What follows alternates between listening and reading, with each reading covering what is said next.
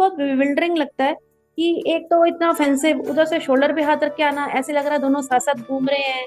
तो अब अगर हम बोले यद यद आचरति श्रेष्ठ के हिसाब से, अगर अथॉरिटी किसी गलत व्यक्ति को इतना सपोर्ट करेगी तो उसका दिमाग पहले ही और खराब हो जाएगा। और जितना भी हम भागवतम में पढ़ते हैं मोस्टली सारी गड़बड़े मतलब गलतियां कह लो इंद्र के मैक्सिमम हो गए।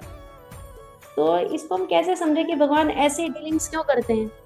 ऐसा नहीं है। देखिए, मुख्य बात यह है कि भगवान सबके आश्रय प्रदान करने वाले हैं।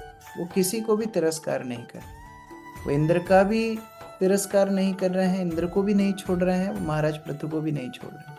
लेकिन जिसका जितना स्तर है उसके हिसाब से भगवान उसको दे रहे हैं। इंद्र का स्तर ही उतना है कि उसको केवल स्वर्ग चाहिए, तो भगवान उसको स्वर्ग दे रहे हैं, उसके सीट की रक्षा कर रहे हैं।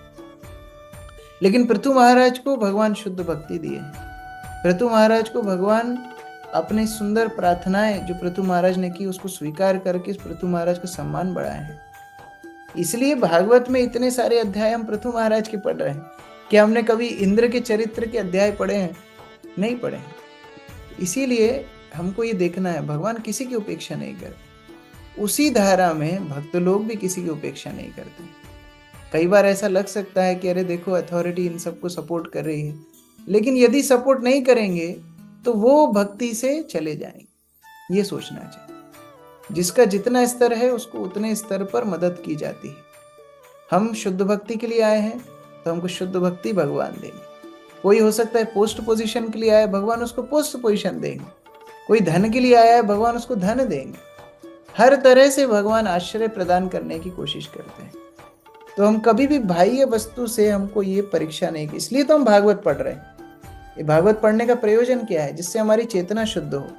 हम ये समझें कि केवल बाह्य अवस्था से कृपा का परीक्षा नहीं होती है। किसको कितनी कृपा मिली है बाह्य अवस्था से नहीं, लेकिन उसको भक्ति कितनी मिली है ये परीक्षा है। जैसा कि मैं शुरुआत में बता रहा था, हो सकता है सारा संसार हमें तिरस्कार करे, लेकिन यदि कृष्ण प्रेम करें तो फिर सारे संसार से क्या मतलब है? और यदि सारा संसार गुणगान करे लेकिन कृष्ण उपेक्षा करें तो वो गुणगान किस काम का? इस प्रकार से हमको समझना है कि हमें वास्तव में चाहिए क्या। भगवान पृथु महाराज को शुद्ध, जैसे वृत्रासुर की कहानी अभी आगे आएगी, वृत्रासुर को भगवान भगवत धाम दे देंगे, इंद्र को स्वर्ग ही मिलेगा। तो वास्तव में विजेता कौन हुआ? वास्तव में विजेता वृत्रासुर हुआ। जैसे हमारे गुरु महाराज की एक कथा है, बहुत अंदर की बात है, आप लोगों को बताता हूँ। एक बार गुरु महाराज के एक जो सेवक थे उनकी चेतना थोड़ी भ्रष्ट हो गई और उन्होंने गुरु महाराज को जो भेंट आई थी वो भेंट को खुद ने रख लिया, गुरु महाराज को नहीं दिया। तो उन्होंने जो भेंट को रख लिया तो एक भक्त ने देख लिया कि ये तो गुरु महाराज को नहीं दिए, खुद ने रख लिए। तो उन्होंने गुरु महाराज को जाके बताया। गुरु महाराज को जाके बोला, गुरु महाराज वो भक्त ने जो आपके लिए भेंट आई थी वो उन्होंने रख लिया, आपको नहीं दिया। तो गुरु महाराज बोले, मैं जानता हूँ ये इस तरह करता है। तो फिर वो भक्त ने बोला, फिर गुरु महाराज आप उनको हटाते क्यों नहीं, आप उनको क्यों रखे हुए हैं साथ में? वो आपको जो भेंट है आपके खुद को रख लेता है, इस तरह करता है। गुरु महाराज बोले, देखो जब मेरे साथ रह कर के इसकी ये अवस्था है, यदि मैं इसका त्याग कर दूंगा तो ये और कितना भौतिक संसार में चला जाएगा। इसलिए मैं इसका त्याग नहीं करता कि कम से कम मेरे साथ रह के धीरे धीरे तो शुद्ध होगा।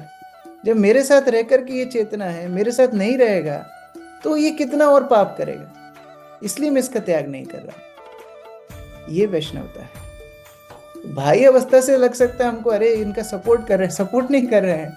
उनको छोड़ देंगे तो उनके लिए और कोई आश्रय नहीं रहेगा। उस तरह विचार करना चाहिए।